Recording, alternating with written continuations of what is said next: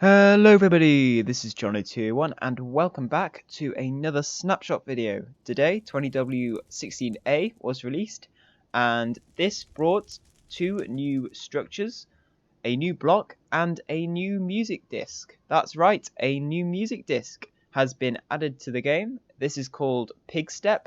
I did a video on this earlier today, so if you want to go check that out and see what it sounds like, that'll be in the top right hand corner of the screen right now.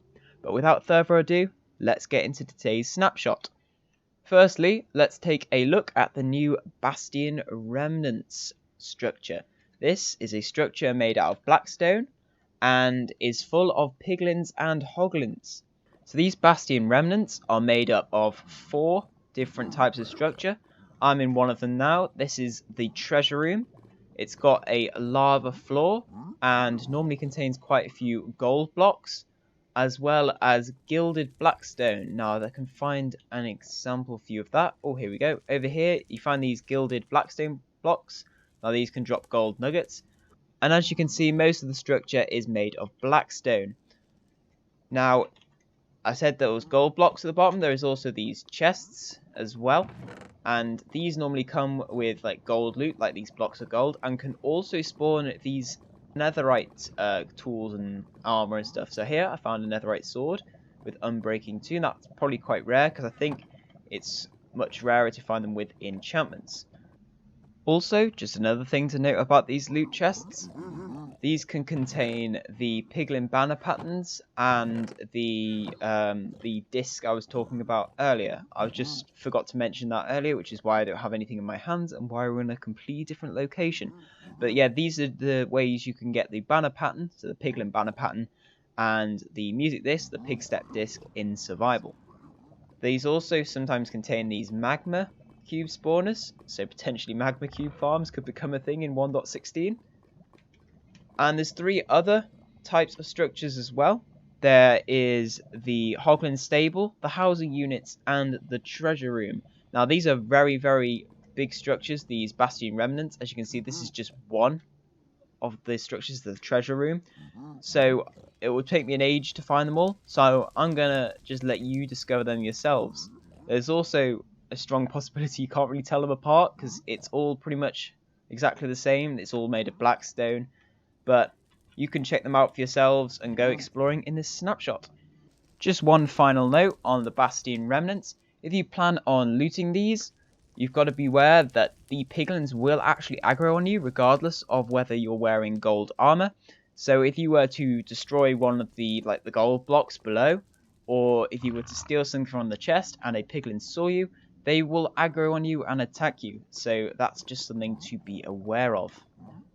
Just before we move on to the next structure, I just want to say that they've made the basalt deltas in Minecraft's words more delta-y by adding more lava lakes. As you can see, there is a noticeable difference. There is quite a few more lava lakes, and it makes the place nice and illuminated and makes it look less dark than it did before.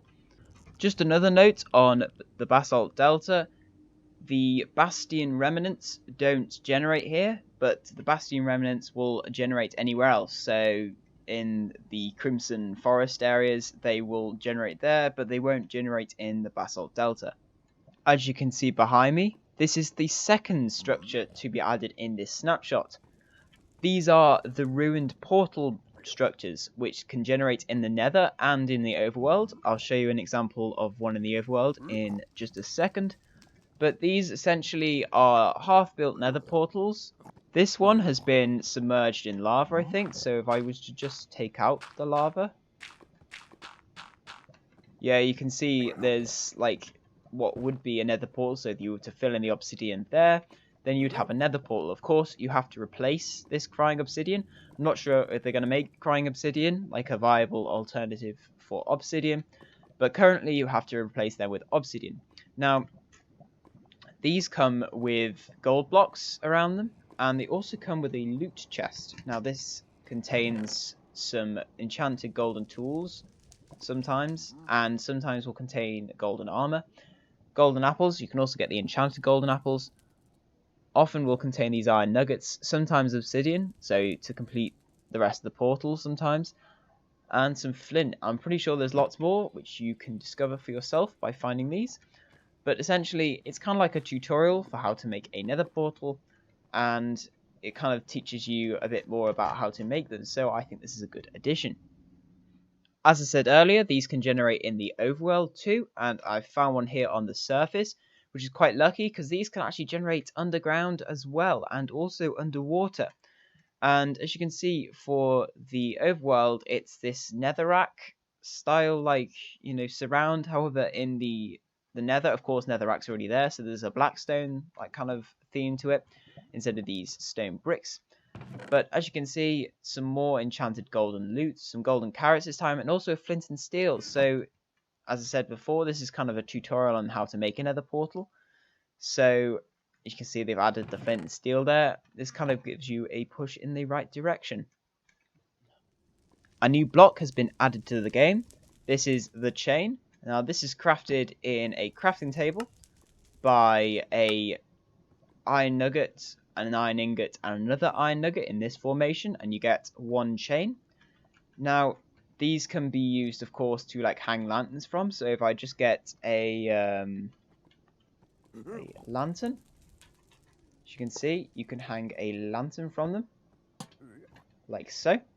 But note that these can also float, so even though they're not attached to anything, these chains will actually float mid-air, which is kind of like strange for the kind of the thin block they are. You'd expect them to like break, but they don't, so you can put these anywhere you want. So that just about wraps up this snapshot video. There was also some stuff on JMX Monitoring, which is something to do with server tick times, which I'm not going to lie, I don't really understand myself.